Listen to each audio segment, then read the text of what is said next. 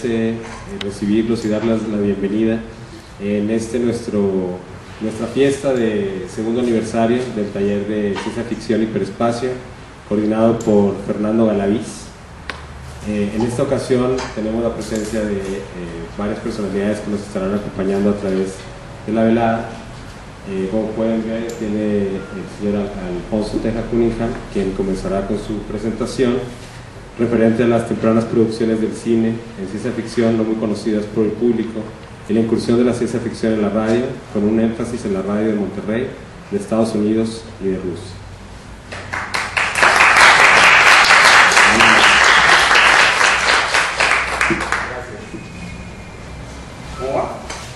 Pensé que los iban a acomodar ya mis compañeros también. Ya con eso. Ya. Bueno, pues en primer lugar quiero agradecer muy profundamente la invitación de Fernando y una felicitación al grupo. No tengo mucho tiempo de haber entrado en contacto con ustedes, pero en este tiempo he podido pues corroborar el interés tan profundo, tan sano, tan contagioso, tan admirable con el que acometen su actividad, que no es nada más el desarrollo de sus textos encaminados a la ciencia ficción, sino que van a todo el gran contexto, todo el gran marco de referencia que adorna o que enriquece este ya género mayor, porque lo es, de la ciencia ficción, en donde pues todas las consideraciones, ya no nada más de corte científico o tecnológico, sino ontológico y metafísico,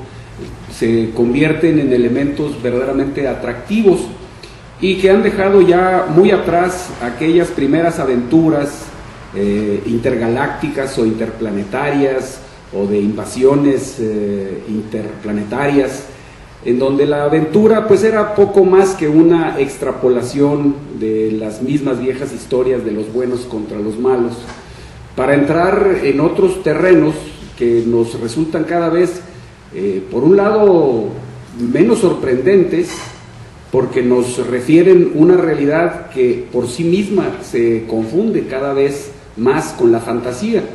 y por el otro lado también nos estimula a, de alguna manera, prepararnos, o nos debiera estimular para prepararnos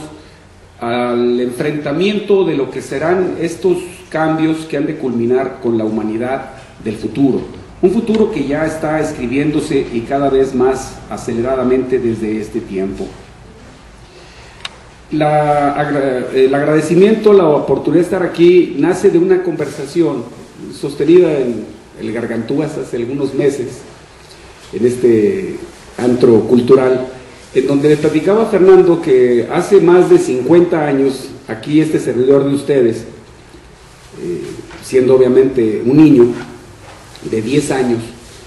tuvo la oportunidad de escuchar una radionovela de ciencia ficción aquí en Monterrey. Yo le platicaba a Fernando la impresión tan fuerte, indeleble, que dejó en mi memoria, en mi sentir, en mis recuerdos,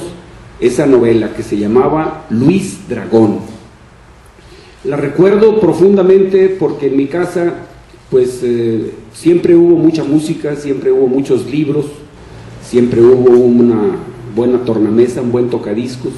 y yo ya a los 10 años tenía mi propio radio en mi recámara. No teníamos computadora, no teníamos iPod, bueno, no teníamos ni tornamesa ni tocadiscos en la recámara, pero radio sí teníamos. Y todos los días, al filo de las 6:30 de la tarde, yo corría a mi recámara, encendía mi radio, y en este ambiente del atardecer, en esta hora del crepúsculo siempre tan especial, dejaba que mi mente viajara por las constelaciones y por los sistemas solares bajo la voz de los protagonistas de Luis Dragón, el conquistador del cielo. Yo había crecido siempre con la idea de que esta era una producción realizada en Monterrey, pero a partir de la conversación con Fernando, y él me propuso que investigara más al respecto, descubrí para mi sorpresa que se trata de una producción cubana, una producción realizada entre 1956 y 1957 en Cuba, y que se transmitió prácticamente en toda América Latina. Logré encontrar reportes de su muy exitosa transmisión en Costa Rica, en Ecuador, en Argentina, en Guatemala y desde luego en Cuba y en México. Fue un éxito tremendo. Este encuentro a los 10 años con Luis Dragón marcó definitivamente mi vida. Era una radionovela excelentemente bien hecha, estimulante en el sentido del conocimiento, pero también en el sentido de las emociones. La radio, nos dicen los expertos, como ningún otro medio de comunicación, tiene la facilidad o la facultad de comunicarnos de manera íntima, de manera personal,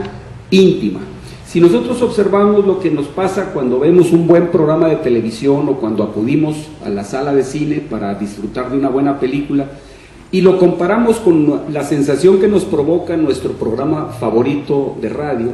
que espero que lo tengan, veremos que, o más bien escucharemos, sentiremos que la comunicación con el locutor es muchísimo más cercana que la que se da con los locutores de la tele o con los actores de la pantalla grande. Este es un fenómeno perfectamente documentado y establecido. La radio ofrece esta cercanía, esta intimidad con el radioescucha. Además, como característica también inherente al propio medio, el factor de estímulo a la imaginación es sumamente poderoso. Y este factor de la imaginación va asociado con una característica de la radio que también es muy trascendente e importante de subrayar: los bajos costos de producción. En el momento en que yo deseo hacer una radionovela de ciencia ficción o de cualquier tipo, solamente necesitaré algunos cuantos efectos especiales para producir la ambientación o generar los sonidos de contexto para poder describir aquella acción y que la imaginación del radioescucha haga el complemento, como ocurre exactamente en los casos de la lectura activa. A diferencia de lo que ocurre con la televisión o con el cine, en donde lo primero que voy a tener que realizar o resolver es el problema de la ambientación. Esto me lleva a una escenografía, a una iluminación, a un vestuario, a un maquillaje, a unos efectos especiales cada vez más costosos de alguna manera. Entonces, la radio ya nos da 3 parámetros sumamente importantes, como son esta cercanía, este estímulo a la imaginación y estos muy relativamente bajos costos de producción,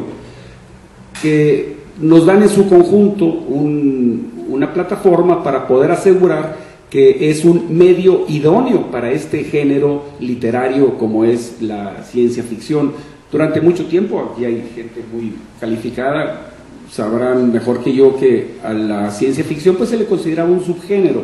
incluso un subgénero muy, muy menor.